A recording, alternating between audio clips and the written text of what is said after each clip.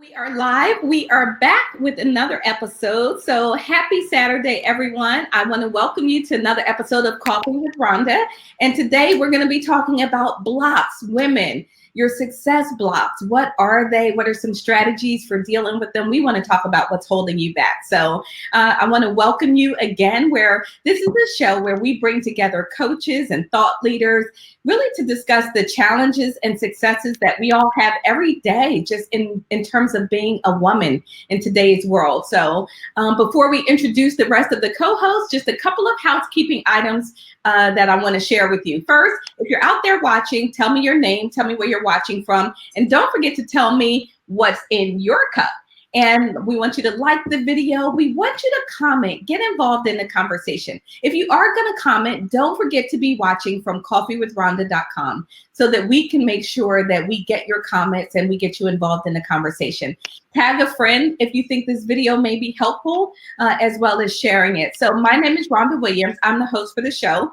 I'm an emotional intelligence strategist and a coach helping leaders to shift from overwhelmed to overjoyed, from stuck to unstuck, so that they can create a life they love, because I believe leaders deserve to live a dream life too. So I'm also the founder of Dream Life by Design Mastermind Group. We just finished up our first session of the fourth quarter, and we had a huge fourth quarter push. So if you're interested in learning more about joining the mastermind, you can go to manifestmydreams.com and I can connect with you personally there. So that's enough about me. Again, I'm excited to be here, and we've got some wonderful folks with us here today, and we're going to go ahead and we're going to, before I go, I got to tell you all what's in my cup. Well, first of all, my cup is my Philadelphia Eagles cup, because I'm hoping that we get a win tomorrow. You know, I'm just saying. That's my cup, and I've got coffee in my cup today. So let's go to Marae, and then we'll introduce our guest for today. So Marae. Hello. This is Marae from Perth, Australia. I'm one of the co-hosts of Coffee with Rhonda. I'm always very happy to be on the show. I'm a serial entrepreneur, an engineer by formation, and we drifted to leadership. And now I do a lot of coaching as well, with helping individual and organization to become the best that they can be. And I'm the founder of two companies, MT Energy Resources in the oil and gas industry, and Marae Tulekima Global Leadership Organization. And I'm so happy to be back. Wonderful. Awesome. It's always great to have you, Marae. Your comments are always so thoughtful and helpful for us. And so we're going to now move to introducing our guest for today. This is Suzan. Suzan, we want to welcome you to the show. Thank you for inviting me to be here. Wonderful. So introduce yourself, and then don't forget to tell us what's in your cup. Yep. Okay. Well, we'll start with the fun part. What's in my cup? Coffee from my You Are Here Mumbai cup. I hail from Cottonwood, Arizona, which is just 15 minutes south of the beautiful Red Rock country of Sedona. Highly blessed to live in one of the most gorgeous places on the planet. Mm-hmm. And I have two companies. I run a creative production company that specializes in marketing, both traditional and digital marketing, social media, for the wastewater industry and anything to do with underground infrastructure and utilities. And then I have a coaching arm called the Tuit Group, which is taking the branding into the training arena, because your workplace culture is part of your brand. Mm-hmm. And so to us, every member of your team is part of your marketing and sales staff. So it was just a natural progression for us.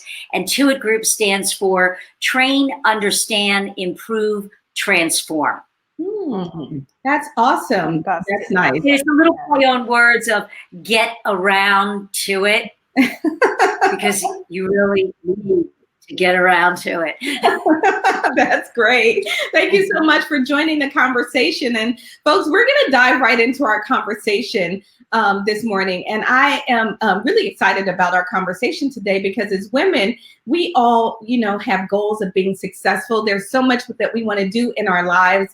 And but along the way, we hit these little stumbling roadblocks. And sometimes those stumbling roadblocks might be coming from us, right? They may be internal, and sometimes they may be roadblocks that we encounter that are sort of outside of us that we need to navigate. So I know along my road to success in coming up, one of the things that I had to really get over was self-doubt of myself, right? And having my own limitations on where I was, how far I thought I could go, how far I should go. You know, I was raising a family at the time, and so I was dealing with all of the dynamics about, you know, are you being a good mom? Are you trying to work, or are you trying to be a good mom?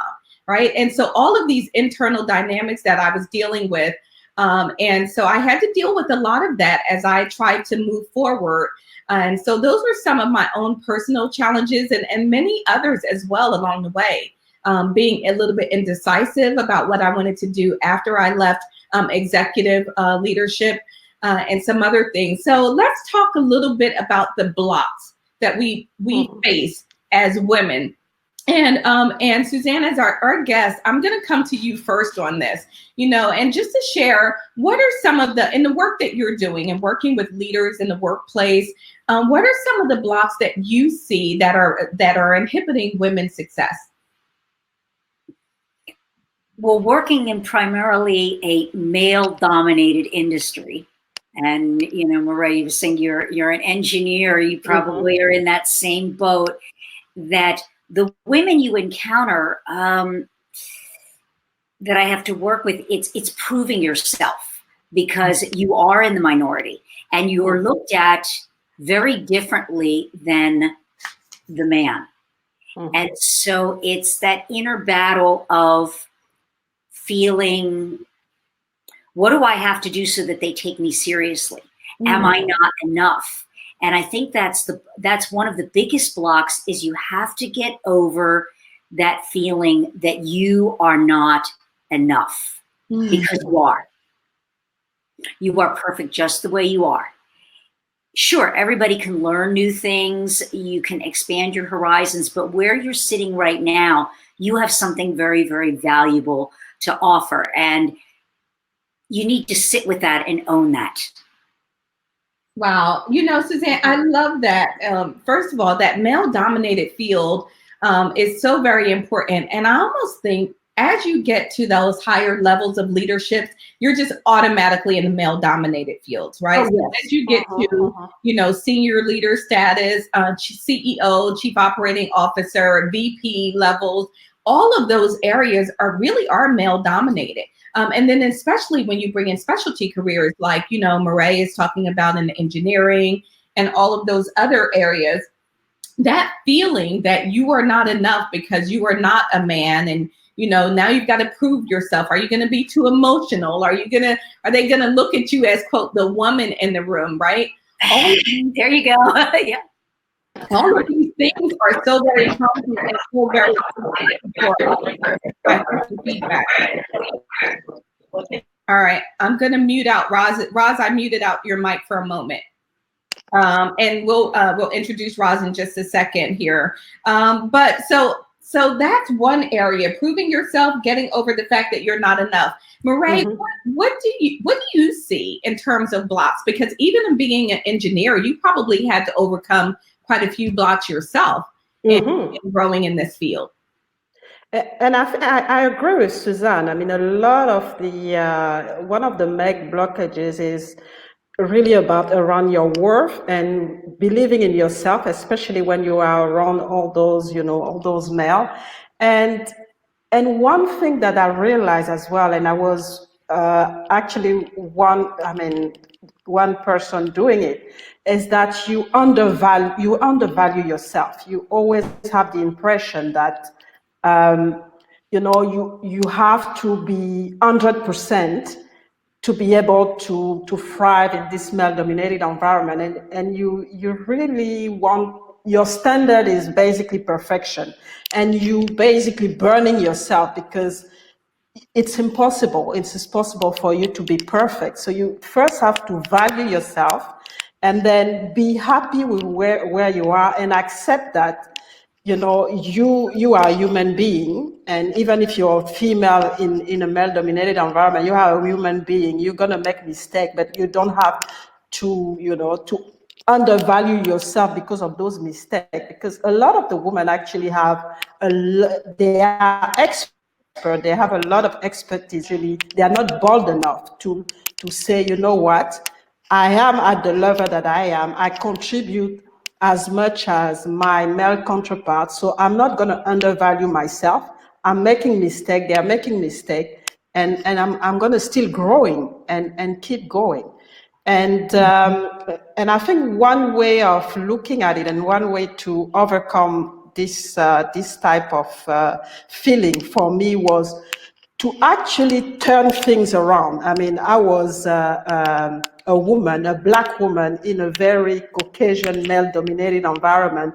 And the way I was looking at it at some point, I said, you know what? It's actually an advantage for me, because if I work on something and it's actually successful, people are going to remember me because I'm a minority.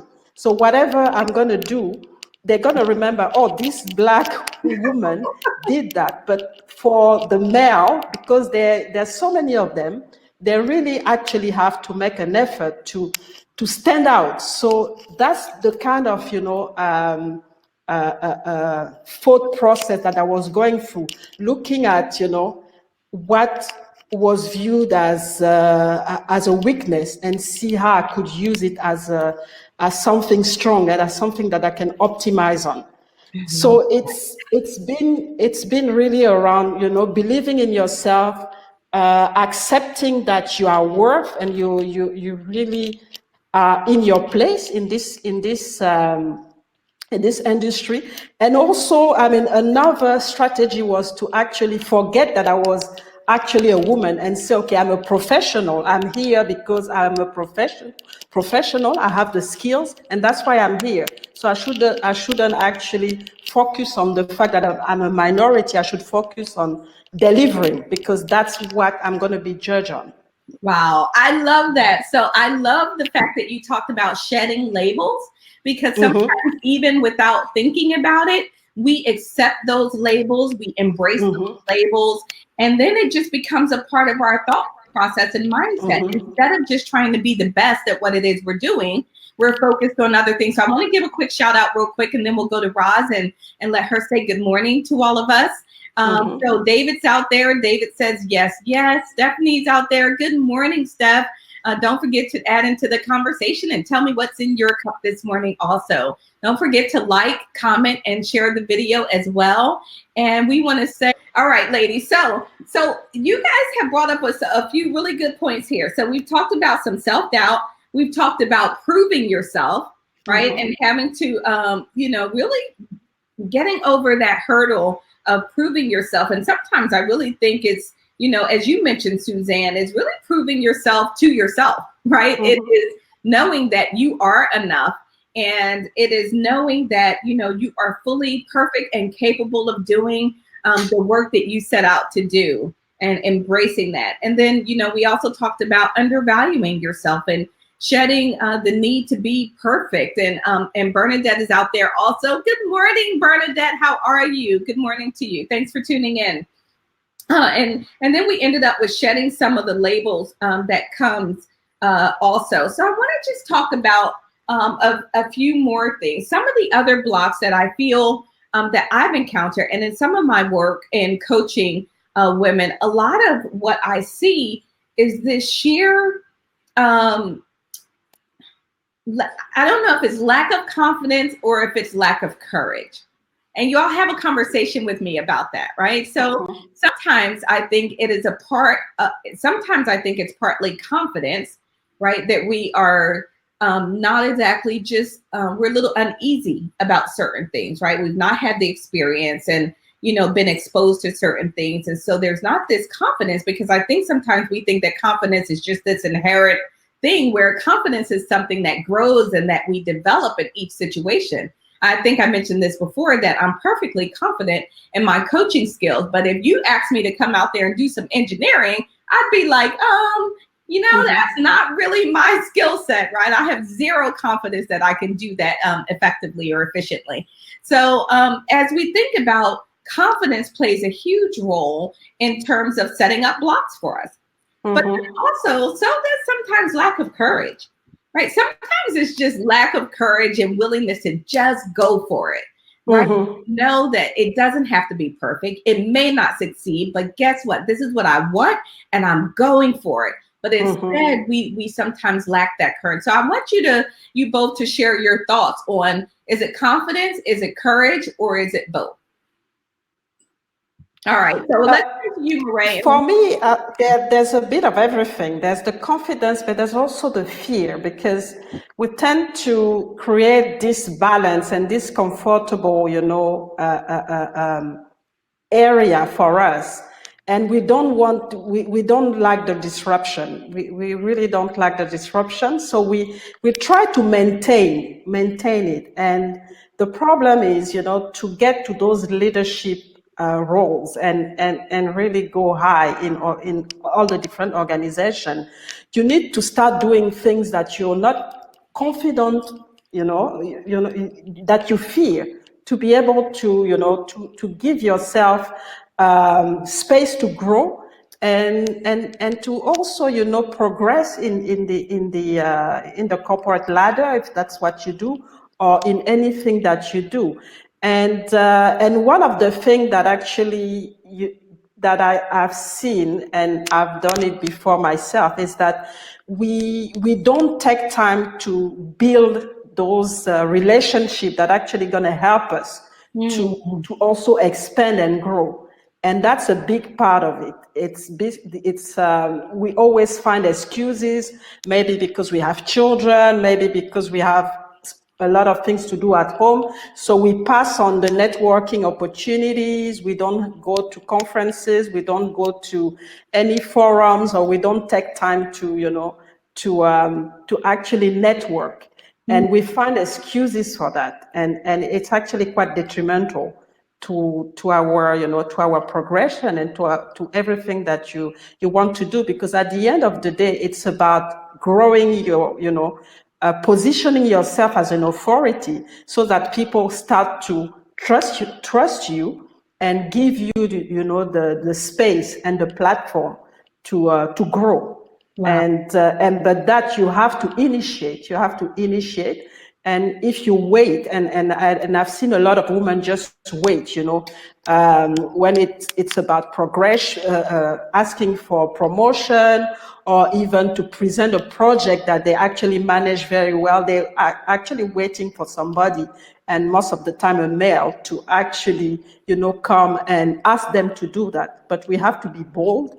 Right. We have to be confident, and we have to break this fear that actually paralyzes us. Wow, I love that. So Bernadette says you're absolutely right. And I love, the fact that you brought that out. We have to be bold, and we've got to position ourselves as the authority. So how do we expect others to accept us as that authority, as that expert, if we're not really willing to lean into that? If we're busy looking for acceptance, or busy looking for, what others might think of us. And so, Suzanne, what do you think in terms of, is it confidence? Is it courage? Is it a little bit of both? I think it's a little bit of both, plus getting back to the perception of that we're not as good as the man. And so as women, we don't want to show that we're vulnerable or have a weak spot and that we don't know as much. But I've learned from experience that when you're in that situation where you don't know, it'll be really surprising the reaction that you get when somebody asks you something and you're not an expert at that. That it is absolutely okay to be honest and authentic and say, you know what? I'm new at this. I don't know the answer. But if you give me a day or so, I know some people that do. Let me find out, and may I come back to you. You'd be very surprised how much trust that builds, in that you didn't try to fake it because you didn't want them to think you were weak. And then also what you were saying about extending yourself, that don't be afraid to take an apprentice mindset. and ask someone to mentor you. That I really want to learn how to be better at this. I want to know more about this subject. Are you willing to teach me? You will be absolutely surprised. What you were saying earlier about you want to do a project and you're waiting for a man to give you that. Again, you have to step up and say, I would really like a chance to do that, but I don't know enough. Would you be willing to mentor me as I go through this to learn? And very, very rarely will someone tell you no, because to them, you're paying them that compliment of, would you teach me because I think that you're a master guru? Yeah. Would you impart your wisdom to me? And that's an ego stroke for them. And most people will be very, very willing to give that gift of their knowledge to someone who has asked to be a student. Wow. I love that because and I love to do it myself. When newbies ask me, very, very often the teacher learns from the student. This is true. So it's reciprocal. There's a lot that can come from being an apprentice. There is. And, so there's a couple of things I think that tie together in what you were saying and what Marie is saying. Number one, being that apprentice and going out and seeking that mentorship, being open that you don't know everything. You don't have to be an expert. You don't have to have it all. But it goes back to what Marie said about building relationships, right? Because sometimes if we don't build the proper relationships, then you don't feel comfortable. You haven't created that bridge where you can go and ask for that help and support and that mentorship because you haven't built networks. You haven't built those connections, not only in your immediate circle, but beyond, extending yourself. You might think, oh, I don't know this. I don't need to know these folks in this other department. I don't work over there, but you never know. You never know when maybe you're working on the project and the person in that other department could be the difference maker for you. Maybe they have some knowledge that could contribute. So the connection there between building relationships and really working to move forward, but also that vulnerability that you mentioned, Suzanne, I think is huge, right? As women, just think about getting to those higher positions and being authentic and being able to be comfortable.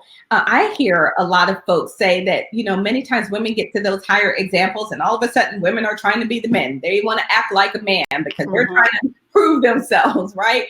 So there's, hey, I'm just another guy in the group, right? So they're trying to fit in. Well, is that what we should be doing? Should we be trying to position ourselves as just one of the other guys, or should we be leaning into our power as women who bring something to the table? Our emotions, our ability to have foresight, the ability to have empathy and connect with people, we bring an amazing skill set to the table if we're willing to lean into that power. How do you guys feel about that? Oh, exactly. Marie was saying earlier about embracing the fact that you are the woman in the room. That I've learned now going to conventions where it's, 10,000 people and probably 9,200 of them are men. Yeah. And the women are in the room are typically the wives or the girlfriends, but they're not the decision makers. They're not the real business people. And you're standing out from the crowd. And I think embracing that and even making that part of your personal brand, because, it's a little crass, but come on, I'm in the wastewater industry. So when I do keynote speaking, I introduce myself as the doo-doo diva. And it makes people laugh, and it's an icebreaker. And even though it may come across as being a little unprofessional, all of a sudden it makes me more human to the group that, I can identify. I am one of you. I may not look like one of you, but I am. And so, what you were saying is don't try to be like them. Be yourself and use that. Definitely use that to your advantage. Wow. I love that. And it's a strong message because like you said, Rhonda, we have so many skills that we can bring, on the table, and we have to use them. We have to use our femininity to put it on the table and be ourselves, to be able to express ourselves and educate those men as well, because sometimes they don't understand, exactly how we function. So it's our responsibility to open our door and have those rule of engagement and talk to them and ask them, when we need something, because otherwise, it's very difficult if we don't establish this channel of communication, and if we are not ourselves. Well, so ladies, this is a really important point that we're bringing up, and that is, um, there's a saying that says you teach people how to treat you, Mm-hmm. right? And so for every woman out there, I want you to think about, what have you been teaching others in terms of how to treat you as a woman? What have you been teaching others in terms of how you show up, in terms of your authenticity, your vulnerability, the skills that you bring to the table? Or are you trying to hide and blend into the wallpaper in the background so that you don't stand up, in which case they don't have to honor you. They don't have to respect you, because you're not really respecting yourself and bringing that to the table. So what are we teaching us? I love that, Marie, because we have to educate. As when we're in these male-dominated fields and professions, if we don't teach them what it means to have a woman at the table, then all of a sudden we get to the table and there's this sense of uneasiness. There's this sense of, gee, what's she doing here? Or this is a little awkward. Now we can't, make our jokes that we would like to make her. We can't do certain things because this chick has crashed the party, right? And so, we have to, I think, really think about.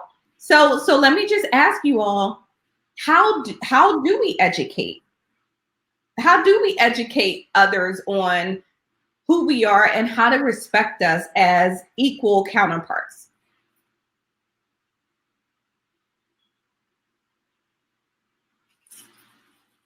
I think it comes down to feeling comfortable in your own skin. And if you've not been in a situation for networking, I think that networking is and putting together your 30-second elevator pitch on what you do, and then who you are and what you stand for, and rehearse that until you feel comfortable, that it almost becomes like your cardigan sweater that you put on, that's cozy and comfortable. Right. That people will sense if you are comfortable or uncomfortable in your own skin. And so that you have to be at that, to me, you have to be at that ready, that if somebody says, oh, so what do you do and what's your role here? To not pause, not hesitate, but immediately be able to come back to that. And people say, oh, well, that's pretty cool. We were talking about earlier a little bit about networking, and just circling back. I think that every time you walk out the door, you are walking into a networking opportunity, and always be prepared for it, mentally prepared for it, physically prepared for it, have business cards, however you want to approach it, because the next best gatekeeper that could be the means to your next promotion or big client could very well be standing behind you in the grocery line. Isn't that the truth? Isn't that the truth? It could be anywhere. It can be anywhere. And one thing that I used to do when I work in corporate and I had a team of people working for me, is to create the opportunity to have a one-on-one, meeting, or outside the office, just to know, my team, and to know, because most of them were men, to know them, and give them the opportunity to also, know who I am and how I function as a woman. Because you'll be surprised, a lot of them actually have no clue at all. So we really need to be, on the driving seat to drive this process so that they understand, the skills that we bring on board and start to trust us, because it's about trust. And because they see us, first as different. And so we need to create this trust. So which means we need to engage with them. We need to start communicate with them so that they feel at ease and integrate us as, as like how we are, Right. instead of having to blend, I So love we that. have to drive this process. Well, and Stephanie says, so let me put Stephanie's comment up. Stephanie, let's go back to this first one. The responsibility is not always on women. Communication is a two-way street. How about if we take our focus off men and focus on rising in our own power and let men rise up to us? We focus on men too much. And then she says, men respect women when we walk in our power unapologetically. I do think that that's a lot of what we're talking about, because we're really talking about, what do we do? How do we own this process? Because it really does begin with us. We are setting the standard. We're setting the expectation. But if I lack confidence in myself, if I lack feeling like I am enough, if I have all of these internal fears that are holding me back, if I have all of these dynamics going on inside of myself, these will project and show externally, right? They will be out there for others to see, and then others will behave accordingly. So, Stephanie, great comments. I do think that this conversation is about what we do as women, right? How we show up, because we have to show up to show out, right? We've got to be able to stand up and lean into that power that has been given to us. That whole, oh, you're too emotional and all of this. Listen, men are just as emotional as women. They just tend to express it in a very different way. So it's the expression, not the emotion, that's different. They are just as emotional as us. But if we accept that, then we're toning down our emotion and thinking that, well, we shouldn't have any emotion in the workplace. And that's not necessarily a good place to be either, right? Emotional intelligence is the happy balance and the happy medium between logic and emotion, not the absence of either. Wow, I love it. Yeah, I think it's a great part, a great place for us to really sort of begin to elevate and think ourselves. So as we think out there, for everyone out there in the audience, I want you to think about your own personal internal blocks. What are you struggling with? What's your own internal block that you deal with? Is that, the perfection syndrome? Is that, feeling the need to have it all and try to do it all, and therefore overwhelming yourself and not feeling, very confident and comfortable with the life that you've created because you've tried to do it all? Is that you are trying to meet everyone's expectations and maybe thereby meeting no one's expectations, right? There are all of these things that we create within ourselves as blocks. And I think that we have to do some soul searching to be able to evaluate that. What do you all see in terms of some of the other blocks that we face as women? One of the things that I also wanted to mention is the fact that I see a lot of women actually take things personally, especially in a professional environment, and sometimes men just say things. And they might actually be strong things that can actually, affect us.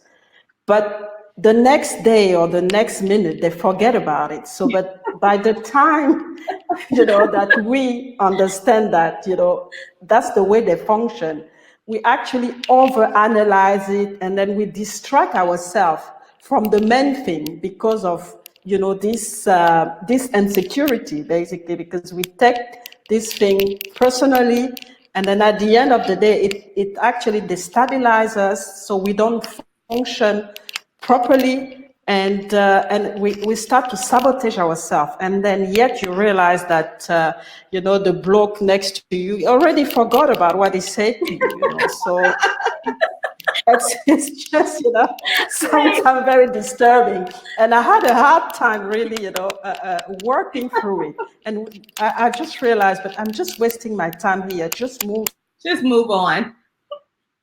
job or to the next project and forget about what this person, address it and then move on, So that's... Let me share a story with you guys that illustrates this point perfectly. So I think I was a nursing supervisor at this time. I was just starting my little nursing journey career. And so I was a nursing supervisor, and there was a lady, and I forget, I can't remember if she was originally from the Philippines. She was one of the nurses. She was a super sweet lady. And then there was this other gentleman who was on our staff, and he walks up to her and he makes this joke. He says, do you know the heaviest and biggest part of your body? And she goes, no. And he says, it's your head. And he walks away. And so she was kind of like, it's your head. What does that mean? I tell you, she must have thought about this for the next 4 hours. He was going, your head. Is he saying I have a big head? And so she really kind of worked herself up into a tizzy.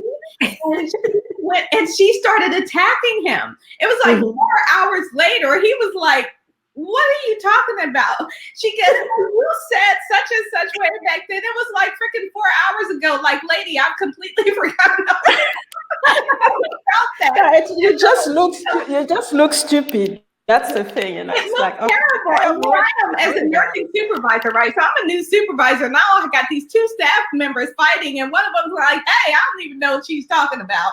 And then she's like, but you said this 8 hours ago. And that is just a perfect illustration of how we do. We process, we hold on to it, we mull over. Overanalyze, we start to give meaning to it, and sometimes there's actually no meaning. Just, it's just what it is. That came out of and sometimes men are just much more direct than us. We absolutely have to get that. Sometimes they'll just say what they mean and then they move on. I've said it, I'm done. Right, Suzanne, is that your experience as well? Oh, definitely. Just it is the way we communicate and the way we see the world. We talk about that old book. What was that book? Men are from Mars, women are from Venus, or was it the other way around? There's a lot of truth to that. Because, you and I were talking about this when you invited me to be on the show, is that in business, or really just in life in general, women and men view success very, very differently. Okay.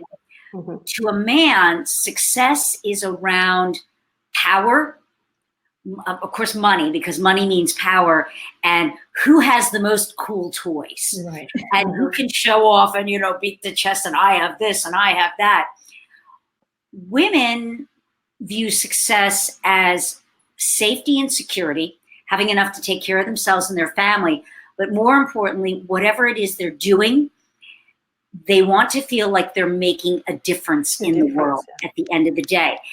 And because of that, not one is right or one is wrong, that when the two come together, one will criticize the other because of the way that they see the world and want to make the other wrong in their approach. It's, I had a family-run business. It's like, why aren't you more concerned about that bottom line? Why are you giving it away? It's like, because I really want to help that person. So I didn't make a great amount of money, but I helped them. And that makes me feel good. Yeah, but and then the man comes back, well, it's just learning how to understand where they're coming from, but also accepting that what's important to us is just as important and just as valuable. Absolutely. And that it's okay to disagree on how we see success. Yeah, absolutely. I love that because first, and to stay in what is important to you. Do not let go what is important to you to fit into someone else's idea of what is success. Yeah, you have to define what success is for you, and it's a very personal thing. So Hope is out there watching. Thanks for watching. She says, I am watching. And then Bernadette says, men are good at compartmentalization, which is very true, right? As women, we're not quite so good at that. But, I think as we think about the differences between men and women in terms of blocks and what's holding us back, one of the things we shouldn't all do so much is compare ourselves to them, right? Because we're different. Our psychology is different. Our physiology, our neurophysiology is different. We're different. We were built to be different and born to be different. And so we should be embracing those differences. It's not a comparative. It's not that one is better or worse. It just is what it is. And we need to, if we understand that we're born to be different and built to be different, then we can look at, what do I bring to the table? What are they bringing to the table? And then what a great match, because we can balance each other out sometimes. Sometimes I may have a tendency to be a little too focused, not on the bottom line. Well, I need that guy over there going, okay, sister, that's great. Love where your heart is, but we need to get some money in too. Otherwise, we're not going to be in business very long. So I think those are all good things. We're going to move to wrapping up our final thoughts on this topic. And I just want to say that I think we've touched on some really important issues here for us to think about in terms of being women. You know, we've covered everything from our own internal self-doubt to proving ourselves, dealing with perfectionism, knowing sometimes that we undervalue ourselves. That's a whole show in and of itself that I want to do on, do you know your worth? Right? And are you standing and leaning into it and making sure that you are demanding what you're worth instead of just accepting what you get? So building relationships, being vulnerable and authentic. So we really touched on a lot of things here. So in our final rounds, what would you all like to say to someone who is maybe dealing with some blocks, right, out there, and find themselves struggling to get the success that they want in their own lives, and maybe being stuck in a certain place. Maybe they're stuck in a certain position, want to go higher, can't do that. Maybe they want to start their own business and, you know, are afraid to do that. Are there any words of encouragement or suggestions out there that you would offer for someone? And and Hope is out there, says, know your gifts and using it to help others. Yeah, absolutely. Right. When you know who you are, what your power, your passion is, you can bring that to the table. So ladies, as we go to our closing rounds in our segment, what words of advice would you offer to women out there who are dealing with some of these blocks? And, you know, and Suzanne, we'll start with you and then come to you, Marie. Okay. I think when you're dealing with a block, you need to think hard about making a shift from the have, do, be attitude to the be, do, have. That you have everything within you right now. Not, oh, when I have that, I'll be able to do this and then I'll be happy. Okay? I have it now. I'm already doing it. It's already there. Right. So don't think that, you know, that thing that you want is so unattainable. It's already within your grasp. And it's also that I think sometimes we also forget that attitude of gratitude. Wow. Being grateful for the little things, that in those times where you're feeling really stuck or having a bad day, there's a power of the gratitude journal. Just sit and think, you know what? I'm really grateful that I have this great tasting cup of coffee this morning. I'm really great that it's a sunny day and there's a beautiful breeze blowing through. I'm grateful that my cat came up and gave me a kiss today. And I think sometimes when you're stuck, if you can see things that are really beautiful in your life that are simple, it creates this shift that, wow, things aren't really as challenging. And I do have a lot of great stuff in my life. Let's go out and get some more. And that's always worked for me when I've felt stuck, is I take that step back. Right. And focus on what I have that's really good right now and not what is going wrong or not going as well as it could be. Right. No, I love that. Those are great words of wisdom.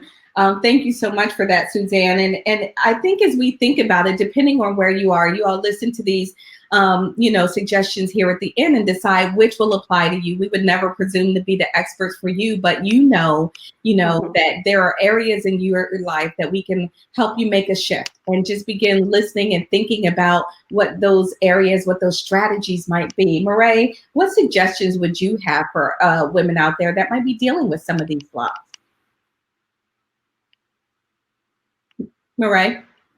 Yes. So, I mean, for me, it's simple. I think it starts with yourself. So you have to understand yourself, definitely, because that's what you reflect to the world. So you have to accept and honor, your strength and also your weakness. I mean, they're part of you. You have to own them. And I actually appreciate, even if you have limitation, appreciate those limitations and find a way to always, be authentic and step up, because at the end of the day, it's about, everything is about growth. So if you feel like, if you feel stuck or if you feel sabotaging yourself, just keep trying, keep pushing through the fear and keep, expressing yourself, because when you start to deny yourself, you're actually killing yourself. And at the end of the day, it's something that you can't actually, it's not going to help you to do anything successful in your life. So you need to be bold. You need to keep pushing. You need to always, try to reflect on your strength and your weaknesses, and really, focus on yourself instead of focusing on people around you, because at the end of the day, it's about you. It's about becoming better than what you were, yesterday, and really be comfortable with the with the failures that you go through and all the limitation that you have, because nobody is perfect. Mm-hmm. Nobody is really perfect. And if you have, difficulty to work it out, reach out to people, network to bridge, those gaps that you have, and then keep going. Absolutely. No, that's such fantastic advice. And, for me, I think that um, really creating a set of rituals for yourself that affirm, who you are and your power. Develop your own set of you are statements, right? You are powerful. You are beautiful. You are capable. You are worthy. You are valued. You are loved. You are, amazing. You are whatever that is. Create your own set of power statements and your power habits that really help replenish your power. Because we can have tough days and we get depleted a little bit. And I think it's important for us to go through a replenishing process, right? So that we build up ourselves and we sort of reaffirm these things. The other thing I would say is, for any woman out there dealing with blocks, I want to suggest that you read, if you have not done so already, and if you have, do a reread of Napoleon Hill's Think and Grow Rich. And we often think about that book. I think that book gets sort of lumped into a category about wealth, which it is really about that. But if you pay attention to that book, he gives you so much more than that. He talks about mental discipline. He talks about self-confidence. He talks about the law of attraction, only he doesn't call it the law of attraction, right? So there are all of these things in this book that really help you sort of set the stage for be able to be, do, and have, right? To have, do, and be everything that you want in your life. And so I think this book is a perfect place to go for a resource whenever you need a little pick-me-up, because he talks about it is all your riches are in your thoughts. And so when I'm saying riches here, this is not about money. Right? It is your overall wealth in terms of your abundance of your career, your happiness quotient, right? Your everything is about your thoughts. It all begins here. So if we can deal with here and connect it with here, we are in an amazing position as women to overcome any blocks that face us. And I think that is a good ending, a good place for us to leave the show. So I want to thank everybody out there for watching and just ask you to like and share and pass it on. I'm actually going to do a little bit of a drawing over the course of the next week for anybody out there that's adding comments to us. And I'm going to give away an e-copy of my book, The Dream Life Roadmap. So I'm going to, say good luck to you all out there. And hopefully we'll announce on the next week's show who's going to win that. But I want to thank our guests for today. I want to thank Marie, as always, for being here and adding those wonderful comments and things for us to think about. And Suzanne, thank you so much. It's been a pleasure to have you. Thank you. Yes. And everyone out there, we will be back next week. So in the meantime, don't forget, like the video, share it, comment. We want to hear your thoughts as well. We don't propose to be the experts on everything. We're just hoping that we're stimulating a little bit of thought and conversation here. So we look forward to seeing you all next week on the next episode of Coffee with Rhonda. And until then, continue doing the small steps and the big steps that it takes to live your most amazing life. Bye-bye, everyone. Bye. Bye. Don't settle for the same old boring Saturdays. Tune in every Saturday at 11 a.m. Eastern, 10 a.m. Central for Coffee with Rhonda, where we'll want to know what's in your cup. www.coffeewithrhonda.com